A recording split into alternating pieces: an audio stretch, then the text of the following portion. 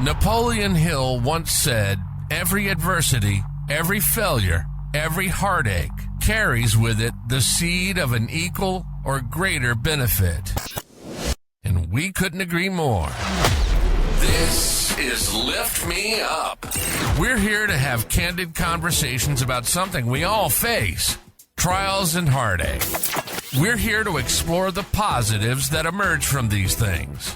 We have a blast. Remember, no matter how tough things may seem, there's always a way to rise above. This is Lift Me Up.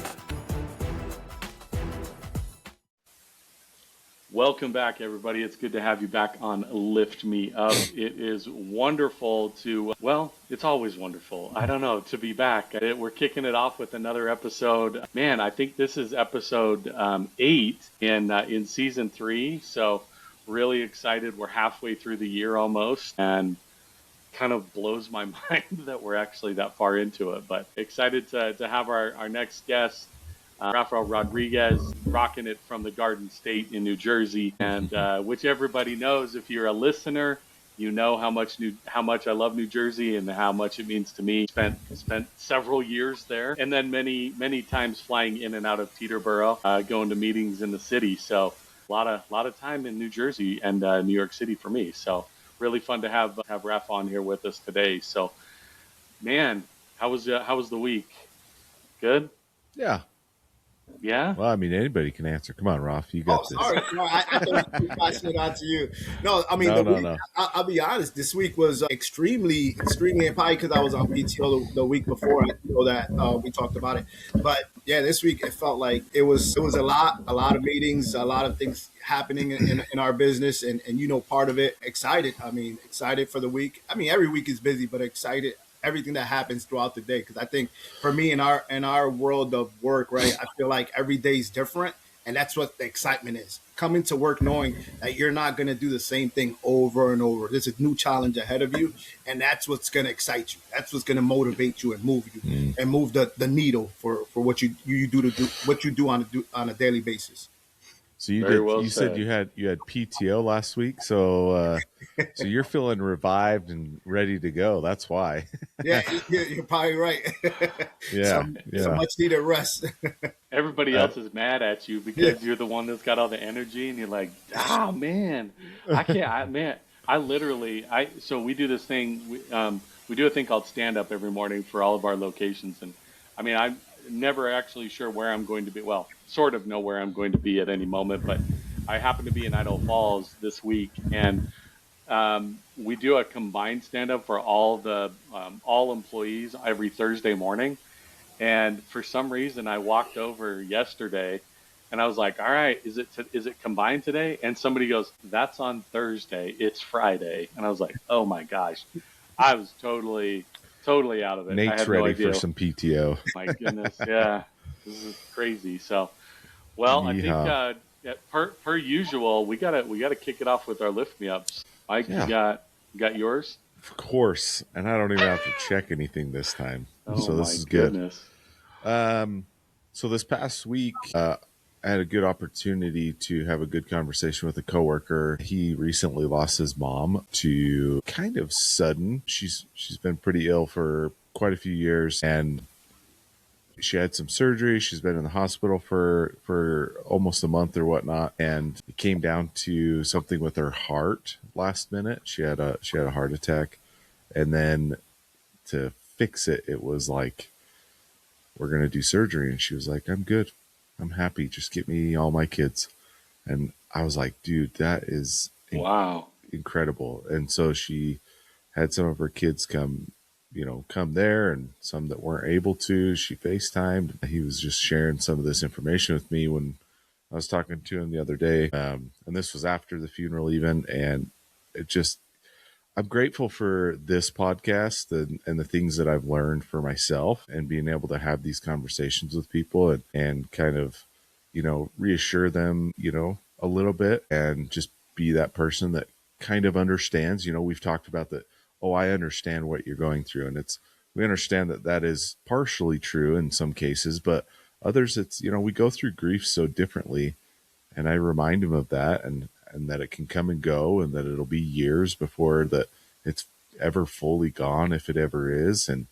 But just reassuring that it's, it's just part of it, part of the process. And, it was just a really good conversation that I felt that because of where I'm at and the things I've learned, and being able to share my feelings about it on a pretty regular basis, it felt like the purpose, felt like this is the purpose of the podcast and what I'm doing. And it just felt good. Honestly, I just kind of had kind of one of those self-realizations this week with that. And it was just cool. It was fun.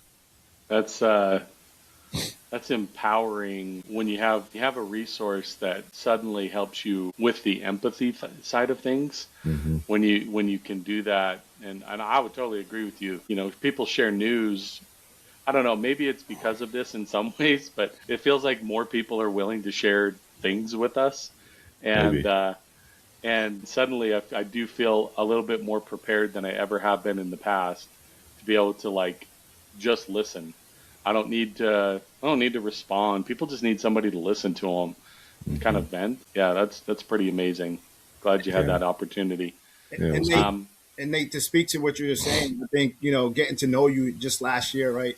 I think you make it so easy for someone to want to speak to you, to someone to tell you their story. And I think, like you said, it's important for people to listen. And across the board, I mean, I think we do that even on our day-to-day life with, clients, right?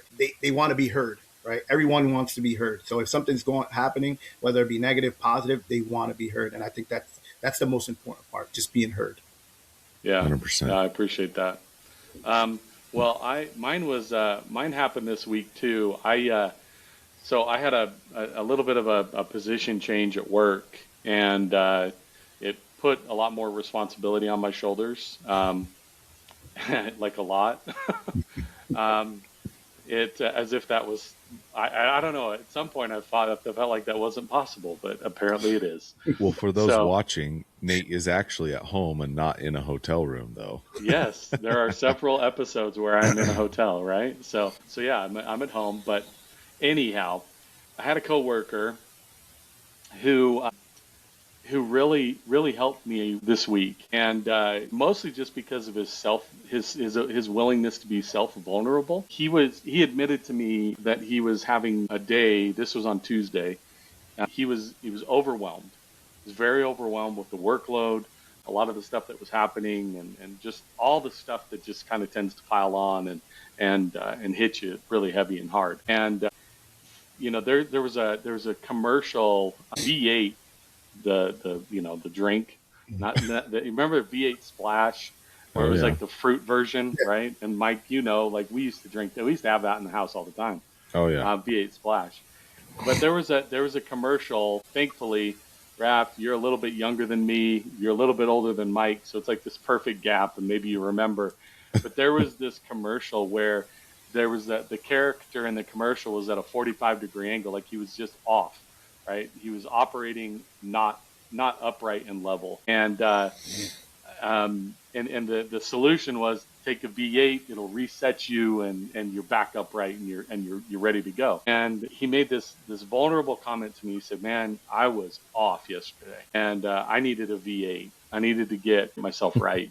I needed a V8." And I was like, "Dude, that's so funny you would say that. Like, I remember that vividly." And he made the comment to me. He goes, "Oh, well, I'm glad, because I didn't want to have to try to explain it. It's a little bit hard to explain that if you don't know what I'm referencing." So there was that. And then working through some stuff with some of the new responsibilities, I had made a proposal on something. And, when you put a lot of time and effort and energy into something only to have it not be fully embraced and realized by another party, makes it tough. I mean, we operate with the idea constantly that what we're going to do is really the best. And I was given news where it wasn't no, it wasn't yes, but it was wait. And when you're told something that really pulls you back and makes you contract a little bit, man, that immediately sent me from upright to 45 degrees. Mentally, I wasn't mad. I was frustrated because I put a lot of work into something, and And then what it did, it just kind of, it allowed me to kind of process and create context. And in many ways, you suddenly put yourself in a spot where you're out of context. You're assuming things that aren't real. Everything is bad news. And man, I was totally off. And I ended up, I was supposed to stay somewhere another night, and I ended up just coming home. I was like, I can't, like, there's too much, I have too much I need to do in a different say. Like, I just started to create some self-justification and things like that, because I wasn't there. I wasn't right. But that 3.5 hour drive home created an opportunity for me to reevaluate, and then my night's sleep, like, it turned into which this comment is gonna probably sound a little bit damaging in some way, but just roll with me for a moment. It turned into, okay, well, I'm gonna show you what I'm capable of. Right? You're gonna tie my hands. I'm gonna show you. I'm gonna be a team player, but I'm gonna do it in a way that's gonna show you what it'll do. And again, it can be a bit of a contrarian in that regard. Like, you can be a little bit of a, well, I'm gonna swim upstream while you guys are going downstream. I'm gonna make it all harder. I'm gonna do all this stuff, and that's not what I wanted to do, but I think that's what I created in my own mind. And he followed up with me. We were texting the next morning, and I said, hey, I really want to, I apologized to him. I said, the comments I made were not intended to be me being the guy that was going to swim against the current and do my own thing. I was off. I mean, I was legitimately off, and I needed my own V8 to reset.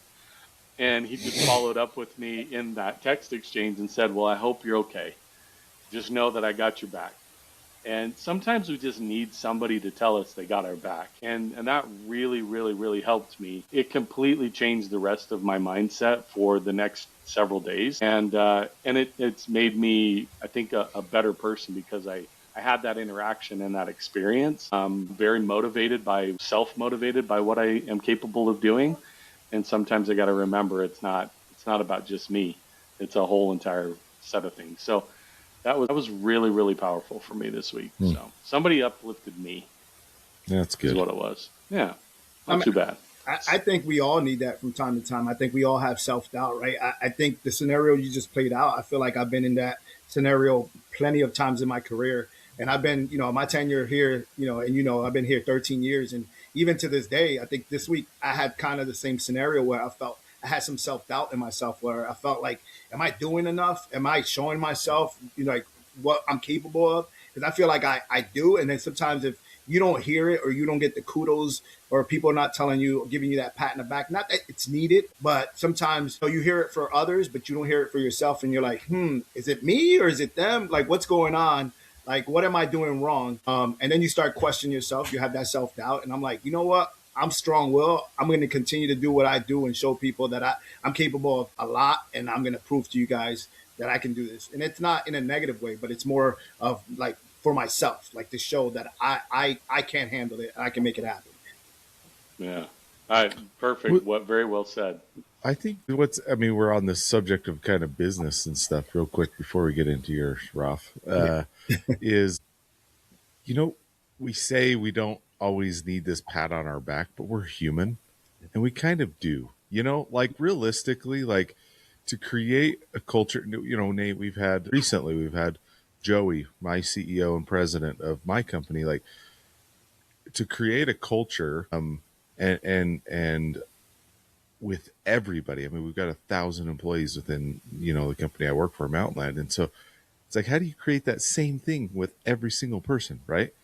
And to do that, they kind of need that. Like, they need that pat on the back. They need the recognition. They need that. Like the strongest CEO, like the imposter syndrome, you've talked about, Nate. And it's incredibly difficult to deal with as a human being. And at times you have to have that. And I think it's a key part of it, whether it's too prideful if you don't. Don't make me go all philosophical, because I can. Nope. All right. I'll put on the degree hat, and we'll really get into it if you want to. We're gonna let we need to let Raf share his moment for it with us, and then we'll kind of kick it off to some stuff with him as well. So So Ralph, why don't you take it over? What's your lift me up this week? So it's not from this week. This week, I could say, I could be cheesy right now. I could say my lift me up is my mom. Every morning she sends a text to me and my family, sending a group chat, saying, giving positive notes of have a great day. Hope everything goes well. It's Friday or it's Monday, it's Tuesday. Every single morning she does that. I mean, and we Wow. send her hearts and we tell her we love you. We don't spend, and unfortunately, as grown-ups, you have so much things going on in your life. You got kids, you got children, you got work. I don't spend enough time as I should with her and make time for her. I don't. Unfortunately, I don't. But that's a lift me up every morning. That right there exclusively is a lift me up every morning. Just seeing those texts and being able to just, even if I just heart it and I don't get a chance to respond to it, I just heart it just so she knows, hey, I care enough to show you. Thank you. I appreciate that moment of clarity in the morning that you care enough to send that to me. She doesn't have to, but she does for every single morning to me and my That's siblings. crazy. That's awesome. Yeah.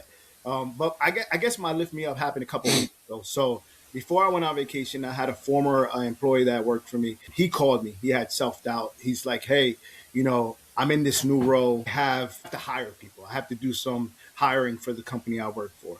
I said to him, he asked me, I said to him, so what do you need from me? How can I support you? He's like, well, I don't know how to, I've never done interviews. I don't know, what questions should I ask? And I said, hey, typically I try to get to know that person in that interview. I try to hear them out. I mean, I do the simple things, the first couple things everybody does, right? Walk me through your resume. That's the simplest thing that you can do. Hey, walk me through your resume. Tell me what you've done and what you've accomplished in your career and these stuff. But I said to him, the most important part of that is getting to know the person, the face on face, asking important questions to hear them out. Because what you don't want, I said, is for somebody to fluff you, somebody to just give you what you want to hear. You want to actually get to know that person and hear them out and see how they respond to you in your question. So, to speed this up, so that was a couple weeks ago. Last week, while I was on vacation, he texted me. He said, hey, can you take a call? I said, sure. He calls me while I'm on vacation. I didn't tell him I was on vacation. I didn't say, hey, I couldn't take your call because I'm on vacation. I cared enough that I said, hey, I got you. Just call me. He calls me. He goes, hey, everything you said to me worked. I hired 3 people. I've, everything I went through on that phone call between me and you, I used it and it worked. And he hired some good candidates from what he told me. And I said to him, hey, I'm here for you whenever. Whatever you need from me, I know we don't work anymore, but whenever you need a call, we don't work together anymore. Whenever you need a call, just lean on me. I'm going to always have your back. I said, eventually, because this guy was very smart. He was intelligent. He was great at what he did. He just didn't fit for us no longer. I said, hey, give me a call and I'm always going to be here to support you. And he does. From time to time, he texts me, he calls me, he questions certain things because he said I was his mentor. I helped him out. I supported him when he worked with me.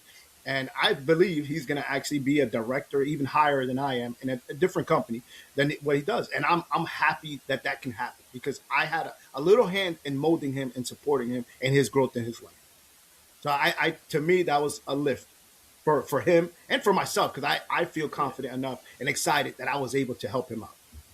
For That's sure. amazing. That's like the ultimate, double whammy, right? When you know that you've made an impact in their life, and then that realization comes full circle, knowing that they express the gratitude towards you of what you've provided to them in mentorship and guidance and everything to get them to where they are and where they can go, simply because of something you did. We've talked about it before.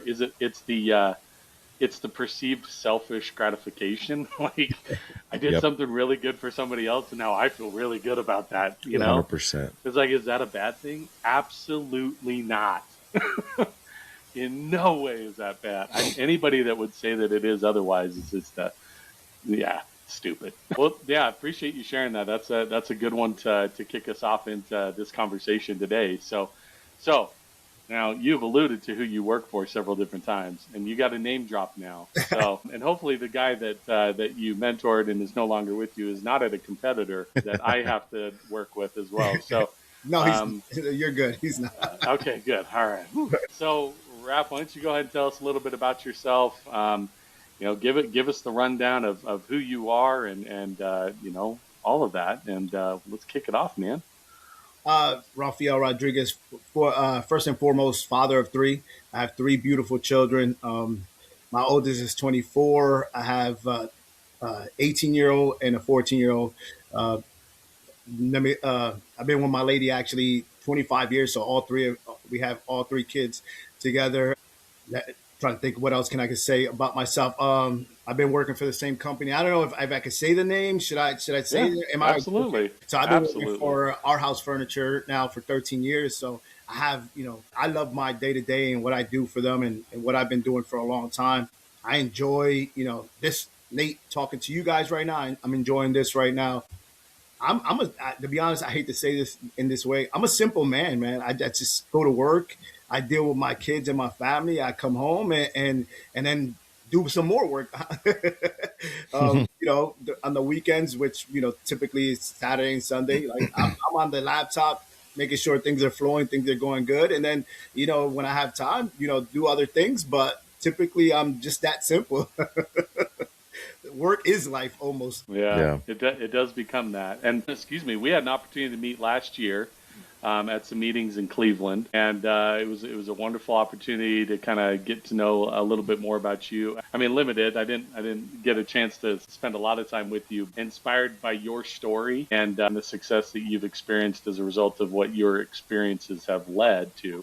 And I think what I want to ask you is, kind of tell us about your journey, especially over the last couple years, and what that's looked like for our audience. For those, I shared a little bit with you when we first talked about, why we started this podcast, and it so fully aligns with your journey and your story. So, love for you to share that with everybody, and then I don't know. I got a few questions for you. No problem. I mean, I think it's a positive story, right? It's a lift me up story. A couple years ago, I want to say about three, and it maybe have been longer, right? I was having back pain, right? And the field of work I'm in, right? I think I told you, Nate, right? I was a driver. I made deliveries for our company. I started, I did that for 5 years straight, just going on the road, delivering furniture, carrying heavy pieces into homes and that aspect of the business, right? So no excuses, right? That's what my field of work was. That's what I did. So going back now, that was 5 years. That was 2013 to 2018, around that time period of my life. Then, I went on the other side of the business, continued to do what I do, but no longer deliveries, right? Logistics and things of that nature, supporting our 3PLs.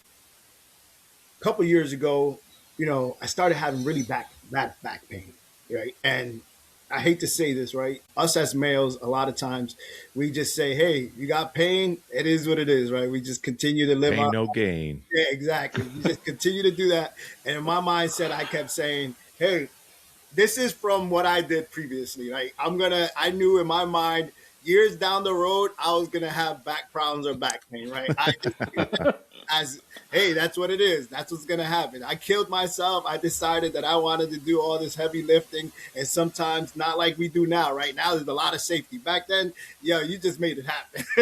Yeah. That's right. That's right. So basically that's what it was, and I took it in my brain, right, in my mind, I took it as like I'm gonna have back pain, and I started having back pain, and at times it was even really bad. And a year and a half ago, about a year and a half ago, I decided, well, like I just continue to have back pain, but September of 20, because I'm trying to remember exactly the dates. September of 2024, like I literally could not get up from bed. It was a Sunday, and I remember clearly it was a Sunday. My back was inflamed. I barely could get up. Like I was struggling. And for a long period of time, I hate to use it, no one should do this, but I took Tylenol, I took Advil, like whenever I had back pain, just to, hey, over the counter medication to just say, hey, like it's gonna stop the pain from happening. That day, it didn't matter. I was just inflamed. My back was killing me, and my lady would always tell me, "Go to the doctors, get checked." And I'm like, "Nah, I'm good. Like I'm good." Like we knew this was gonna happen. We knew this was gonna happen. We knew my back was gonna eventually be a problem, or somewhat of a problem. Not to the extent where I felt like I couldn't get up from bed. So that day, I ended up going to the hospital. I go to the hospital, to the emergency room. We get there. Basically, they really didn't do anything. They just gave me some, some shots to, help the inflammation, help the back pain, whatever the case is. They said, go see a specialist. I said, okay. Me again, I hate to use this term, being a male. I'm like, I'm not going to go see a specialist. This will go away. We'll be fine. Eventually, a month later, through my daughter, through my lady, like, no, you have to see a doctor. So I go to the doctors, just a back specialist to see, to do scans on my back to see what's going on back there, right? I go, they find lesions on my spine. So they find these little lesions on my spine. And then from there, they want me to see a specialist for cancer because they said it could be multiple. And I said, wow, like I wasn't expecting this at all. It was a little earth shattering at the moment, but obviously there was no diagnosis, right? It wasn't diagnosed yet, but they said just go and see him. So I go see a specialist. I go from there. This was September, originally September. I didn't go to the doctors till November. Like I really was just taking my time, milking it. Like, hey, I'll be fine. I'll be fine. not too worried about it. So then, of course, then I go see the doctor. They want me to go get scans. So I had to get a CT scan, and I get that done. Eventually, I get a bone marrow done also. So wow. Yeah, I got a bone marrow done also. By December of 2024, beginning of November, January of 2025, that's when, seeing multiple doctors, seeing multiple cancer specialists, I was eventually misdiagnosed and then diagnosed with lymphoma. Because originally they thought I had multiple myeloma. And then, I had to go through all the scans again. So I got a second bone marrow completed. Yes, and those are not fun. I've had 3 done so far. It's in the middle of your bone. How does that sound fun at all? Yeah, no kidding. It's not. I mean, it's one of the most painfulest things that have ever happened. I mean, literally, I don't know if you want me to describe it, but it's like maybe spare the audience the detail of that. But it is a family show. So yeah, and then January of 2025, I mean, that beginning of literally the year, like it was probably January 3rd or 4th, where I go to the doctors. I see, and I'm going to give a shout out to the hospital that I was in, Hackensack Meridian in Hackensack, New Jersey. I mean, I'll be honest with you, that was one of the best hospitals that you can, for cancer treatments, and they're highly recommended. I see the commercials all the time, to be honest with you. Now that I've been through the process, I'm like, oh, wow. I used to volunteer there and do work there. When I lived out there. So I used to go there twice a week and do volunteer in the SID Center, the sudden infant death syndrome. We used to do some volunteer work there. So yeah, I'm very familiar with Hackensack Medical Center. And if you're a Billy Joel fan, it also talks about it. And Mr. Cacciatore's down on Sutherland Street across from the medical center is the exact phrase in what it's talking about. Anyway, keep going.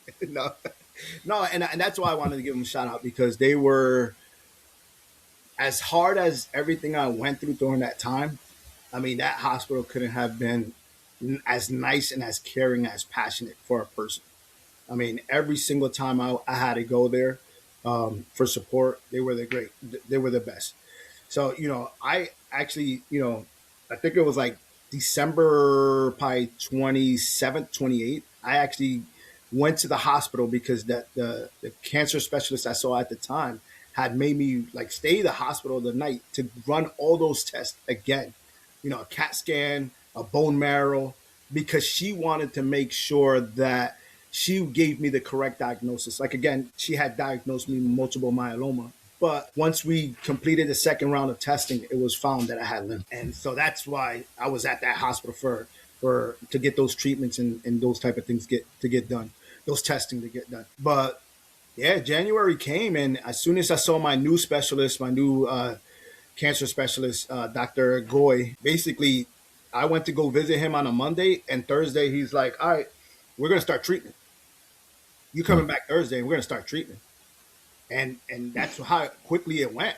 And the crazy part, or the scary part about all of this, is that they never, not once did they tell me, like, what stage I was. They just wanted me to like start right away.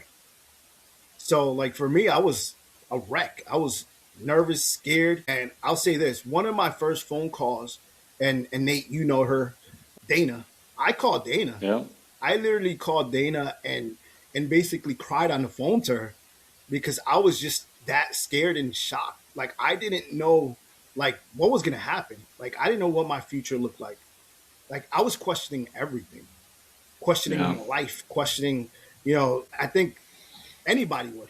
I'm guessing anybody would, but I know in my mind, I was just questioning everything. It was just one of those things that I just couldn't believe what was happening to me. And as a human being, I hate to say this, we always say, "Why me? Why me?" Right? Why me? I didn't know why me, but it didn't matter. It was what was I going to do next to get better? How was I going to get better? Right? It was about everything else but me. In reality, I didn't think as much of me. I thought about my children. I thought about my family. I thought about that. That was the most important thing to me. I even thought about work, how could this affect them? Like that's how much I cared about that too. Like all of that was important to me. It wasn't more about me. It was about more about everyone else because I felt like if I left or something were to happen to me, I'm dropping the ball. By me not fighting, Nate, you look like you want something to say. Oh man, like I just got like that comment right there. The one thing about this show is it drives a lot of emotion, right? I mean, when we first started, it was always a joke that I'm not crying, Mike's crying, right? Like I was like, Mike's the emotional one. I mean, but that's so good, and that's what we do is we tend to think when we care because we have responsibility, we care about how it affects other people, not how it affects us, and that is the sign to me. That's the sign of somebody that is a responsible adult, because we all deal with those that are not. But when your mind immediately goes to how does this impact the people that I love the most, and like that's powerful, and it's also crippling, Yeah. right? Like I mean, dude. Like to what? Okay, let me ask you this. You don't know the level of what stage or whatever that is, right?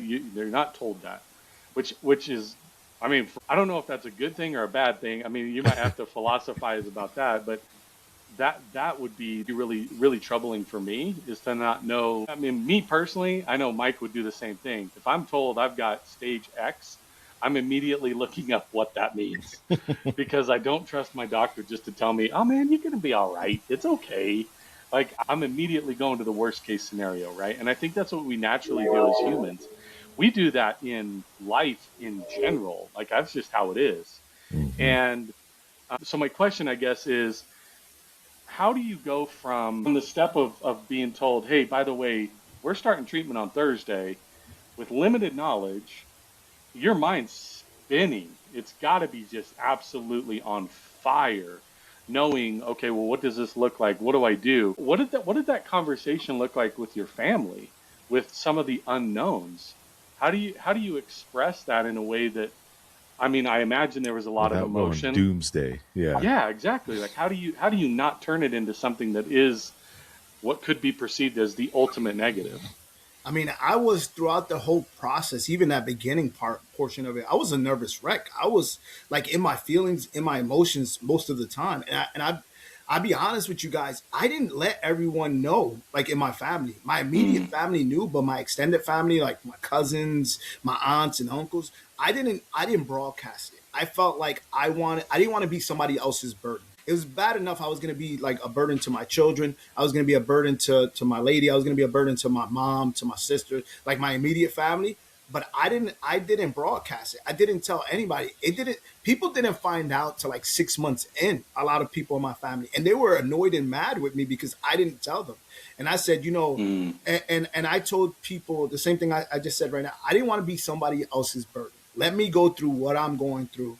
Let me try to figure this out on my own. And it wasn't on my own because I had a lot of people who was there to support me. But like, let me deal with what I'm dealing with, because at the end of the day, as much as I love all you guys and you guys want to be part of it and you want to be here for me, you're not doctors. You're not going to be able to help me out.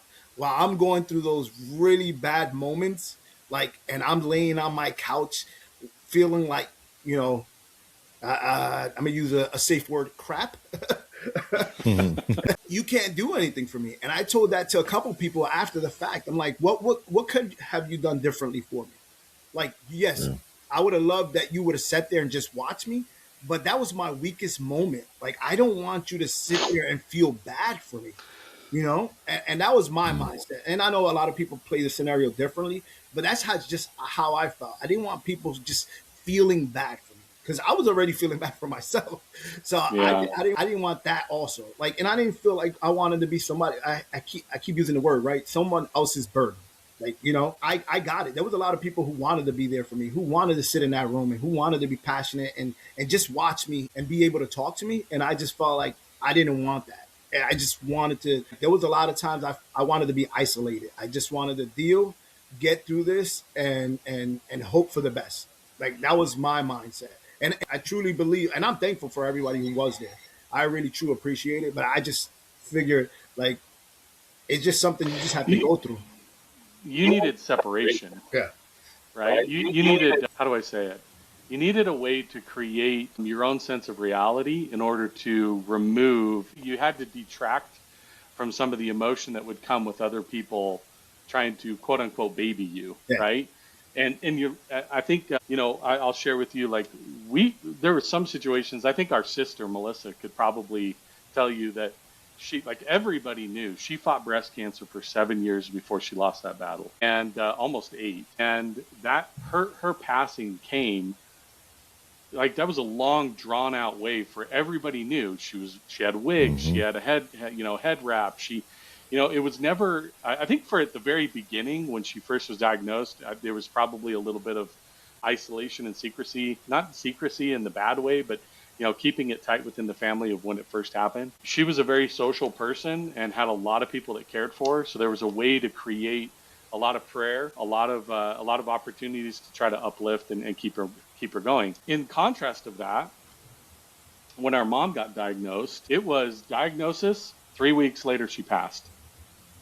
Okay, like there was nothing that could be done. Like it was just different. And I'll let Mike say anything that he has about that. I mean, I think it was naturally different for every single one of us that experienced that. And you look at your time frame, like yours, you needed to close the door to keep emotion where it needed to be, so that your motivation of everything that needed to go on continued. Where some people need all of that information, they need people to feed them positivity at a higher scale in order to keep them going. I hope that makes sense. I think everybody deals with what they deal with in a different way, and that's okay. It might be, I talked about the self-serving idea of, somebody we motivate somebody else, which then motivates us. Is that self-serving? No, not at all. It's just how emotion works. I think it can come in the same manner of the things that we deal with personally, health, finance, whatever it might be. There's always things that draw us to that. I don't know, Mike, did you have anything to add to that? No, I fully agree. Honestly, the way that we all have to deal with it is slightly different. And I talked about that in my Lift Me Up when I was talking about, how we grieve and how that's different for everybody and how we process, news and negativity and things like that.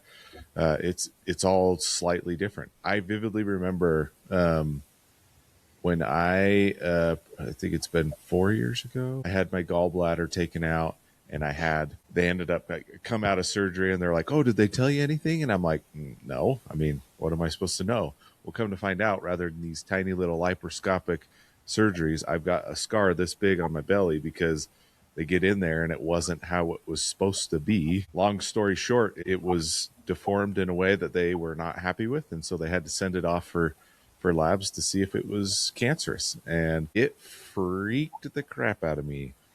I was an absolute emotional wreck. I don't know if it was partly because of the anesthesia, but I was an emotional wreck. I remember calling Melissa, our older sister, and asking her, because she used to get PET scans to just check on her cancer every 6 weeks, and then she'd have to wait a week to get the results. I only had to wait, like, I don't even know if it was It's like 48 hours. No, I think mine was like 3 days. And I called her and I said, how do you mentally do this when you're waiting for results of something of this nature? I was a wreck. And she just said, I kind of told myself that whatever the results come out, I'll deal with. And I have to be okay with that. And so I have to tell myself that every single time. And I was just like, man, I can't imagine doing this every 6 weeks for 7 years, right? Like that is just emotionally distraught. I would be wrecked. But it came out okay. And I felt like a huge, crazy lift, and I wasn't quite as emotional and all, I don't know. But it was just, yeah, we all deal with it a little bit differently. And I don't know. It's just, it's weird. And we have to kind of see that in each person and how we're going to take it. So I agree. I tend to agree with you wholeheartedly with that wreck part, because I got some scans in October, and the same thing. That week waiting for results was probably like the most nerve-wracking thing I can think of, because the first thing I'm thinking, what if it's back? What if it's back? What if it's back? And I go again in April, and I know leading up to April, the next couple weeks, right? We're in March, right? So April's right around the corner. When I go do my PET scan, CAT scans, and then I have to go see, my doctor, I'm going to be a wreck for those couple days until I get told, if I'm good or not. I'm expecting to be good, but regardless, you just don't know. It's one of those things that I hate to say it, it's almost traumatic. You know what I call it? I call it, Raph, I call it medical PTSD. That's what it is. I mean, we've had so much crap going on in our family with, medical things just popping up out of nowhere that it's like, oh yeah, medical PT. Sometimes I'll get that way when I go do blood draw, and I'm like, oh boy, geez, what are they going to find there? It's weird. It's a hamburger. It's hard. Yeah, that is true.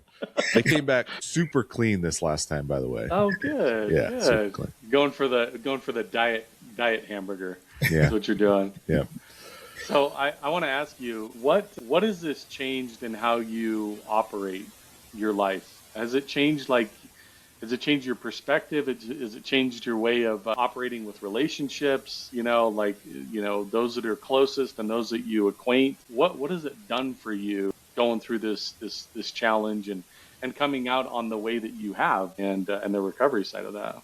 I think for me, what changed is that my mindset, as a child, or not even a child, as an adult, right? A young adult, you think you have a lot of time. You think life is, in your mind, you're like, yeah, maybe you can live to 100. Maybe you can live, 101 years old, whatever the case is, right? You say you can have a long life, right? First of all, we find out as we get older, life is not regardless, it doesn't matter what age or what stage of life, life is short. But it also put in perspective, like, how short it can be and what can happen throughout your duration of your life, right? Obstacles that hit. And this was one of those obstacles that hit that could have either went really bad or, it went bad, but then turned out to be great, right? Or I'm good now, I'm fine. But like, you have to care and be passionate about the people who care about you and are passionate about you. You have to be about, if your family is there for you, you have to love your family. You want them to love you. Your kids, that's the closeness of what, for me, is the most important part of my journey going forward. Like, I love my kids. I love my family. I want to be part of that on a day-to-day basis. Yes, eventually they're going to grow up. They're going to move on and they're going to do their thing. But if I can hold them as much as possible, I'm going to hold them as much as possible, because tomorrow's not guaranteed. Whether it be cancer or anything else, I hate to use this term. I can walk outside and something else can happen to me. But that's the realization. I think, we want to hold the people as the closest to us as we can, because you just never know. I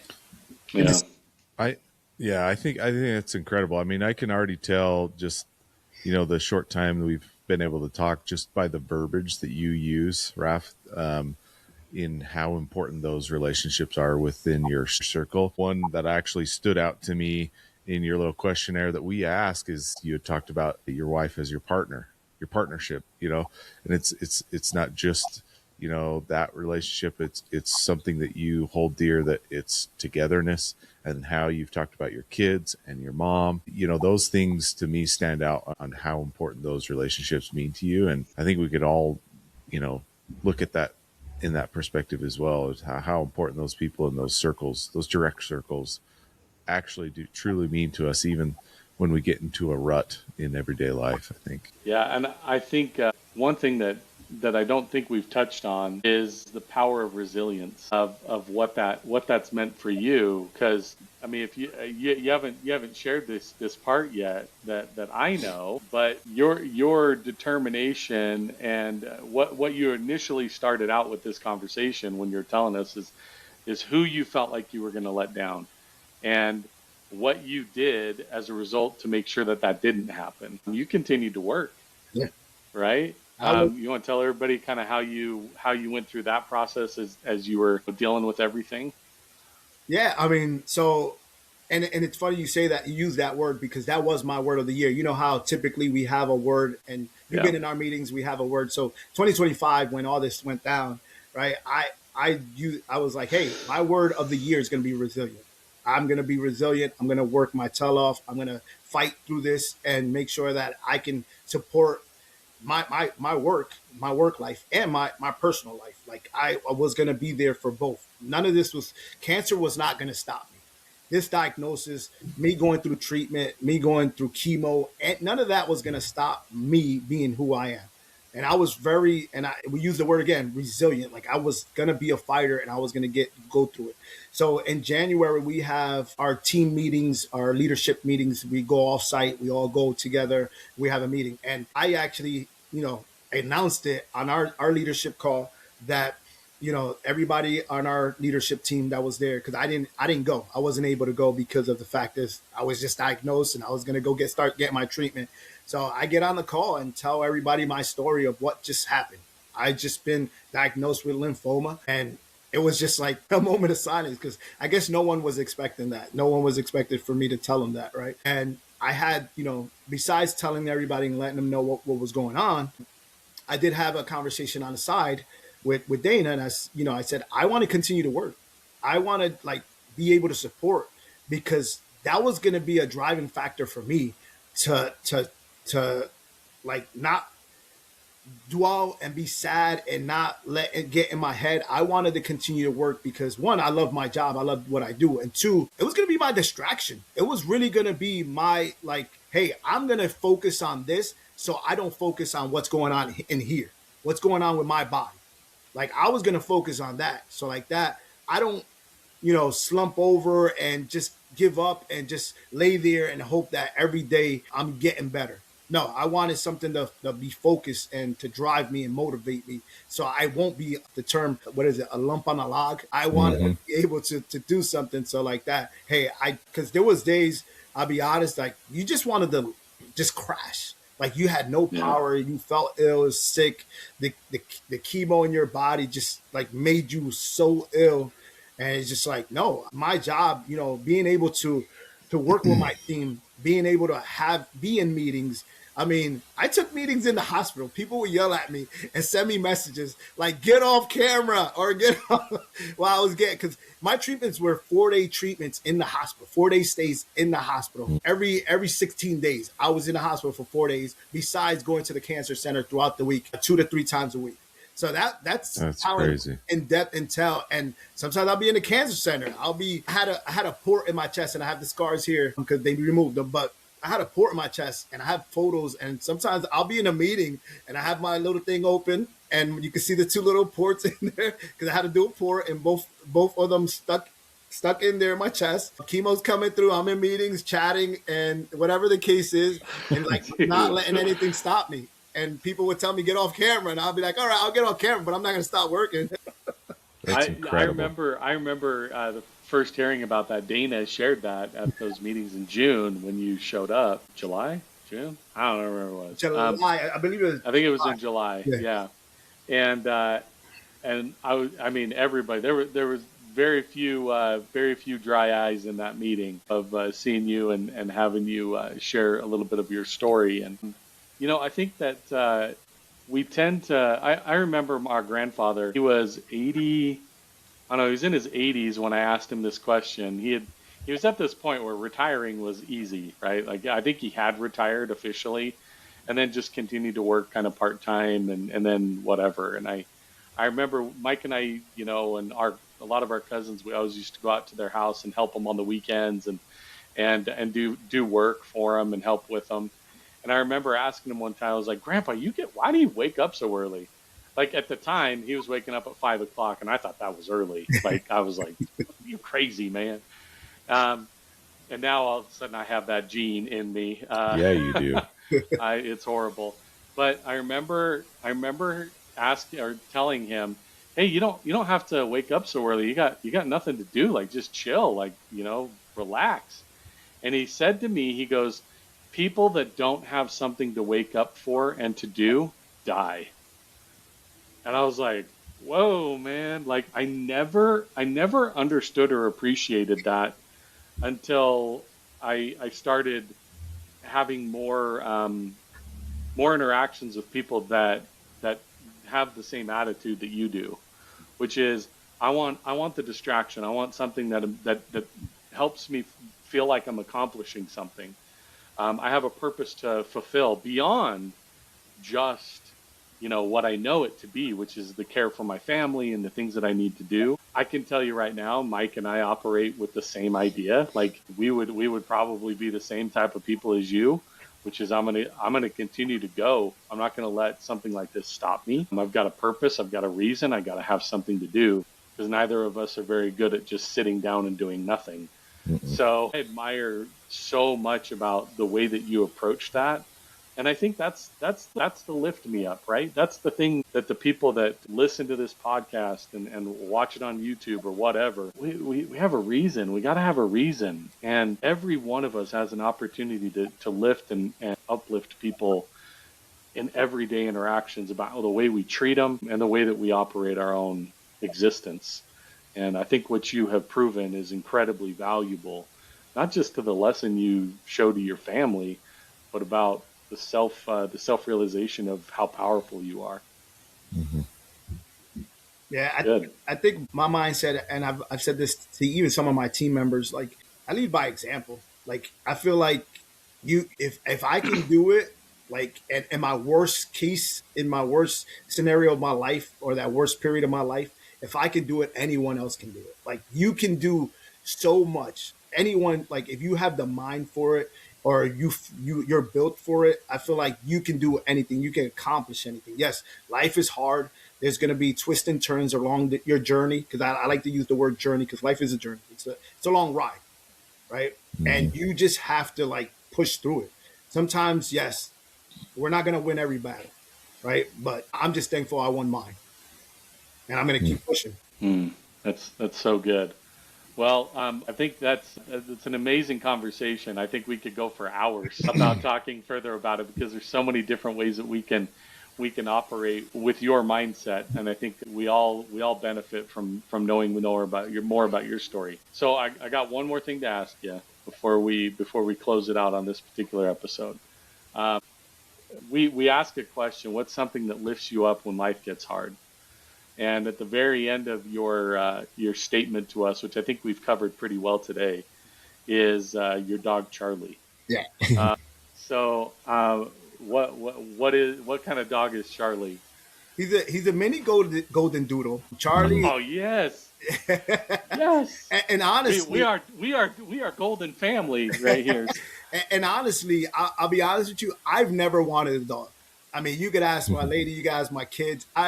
For a long period of time, I said, I don't want a dog. But Charlie, throughout my whole process of me going through what I was going through, and me sometimes just laying on the couch, I have so many photos of Charlie just laying next to me. Like he knew what I was going through, and he was just so supportive, like always was there, just caring and passionate to be next to me, just knowing, hey, I know you're struggling, but I got your back. And I play with him all the time. Right now we actually got him closed out, because if not, he would have probably been here barking, jumping up and down.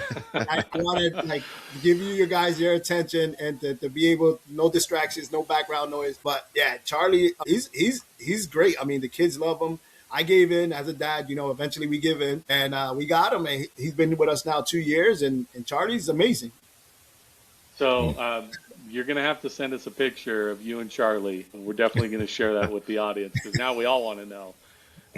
Mike's got a golden doodle. Okay. Standard Right? Is that size. what- Yep. Standard. Yeah. He's got a big one. Yeah, I was gonna say And those things get big. That's why even the minis, I was like, he's a little. I didn't think he was gonna get that big. Yeah, Yeah, mine's 55 pounds. He's a good size. big dude. Yeah, he's a big dude.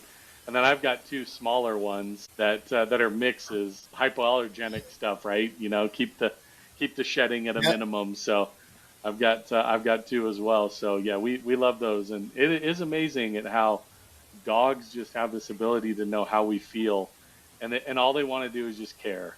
They want to care for us and love us. So we're all blessed by those amazing animals that God put on this earth for us. That's for sure. So, well, Raph, it's been amazing, man. I appreciate it. And I know that, you know, we talked in July of last year about doing this, and then the recordings just kind of went blah, blah, blah, blah, blah.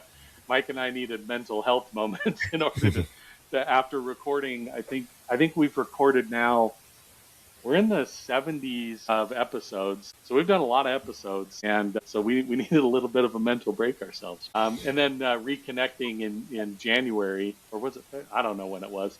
Too many. February. And first thing you said to me is like, "Yeah, man, I was gonna ask. Like everybody's asking me, are we gonna do this?" And I was like, "We're gonna do this. We got to get it on the calendar," and we did it. Yep. I'm really proud to say that I know you, and really excited about continuing and hearing more about your journey and the things you're impacting people's lives about. So it's been an honor to have you on here, man. I truly appreciate. Thanks, Mike and Nate, taking the time out to have me on here. I mean, and Nate, to be honest, you know why a lot of people ask? Because I was when we first spoke about it, I was telling everybody. I was like, "Yeah, I'm gonna be on this podcast." Yeah, well, now we've got it. We made it happen, and you're going to have to broadcast this thing to everybody and let them know what's up. So I think you've shared enough on like your story, but we always do like to end with this. We forgot to ask the ending question, Nate. Yes, go ahead, Mike. What is something that you want to leave with our listeners? What's one thing that you'd like to leave with our listeners as far as just your story or anything we've talked about? Just lifting me up. Like, what is that? I would say just be positive. Just be positive. I mean, life, like I said it a little bit before, life is difficult and hard and it has its twists and turns, but just be positive. Just work through it. Just have determination. Don't give up. Like, don't let anybody deter you. Just focus and continue to be you, and things will get better. Like, if things are bad, whether it be you have an illness or just life in general, if you have a sadness, something happens to you, just try to stay focused and try to stay positive, because tomorrow's another day and it'll get better. It'll get better. The sun will come out again. And I hate to use the term because it sounds like Annie, but the sun will come out tomorrow. You know? Yeah. Annie. Love it. Well, thank you so much. Appreciate it again, and great message to end us off. So with that, we'll end it here, and we'll catch everybody on the next episode, and have an absolutely wonderful day. Make sure you lift somebody up. Talk to you soon, everybody. Thank you, guys. This has been Lift Me Up. We hope you've enjoyed the show. If you did, make sure to like, rate, review, and subscribe so more people get the content. We can't wait to be back for the next show. But in the meantime, find us on Facebook and Instagram at liftmeup.podcast and the website at liftmeuptalks.online.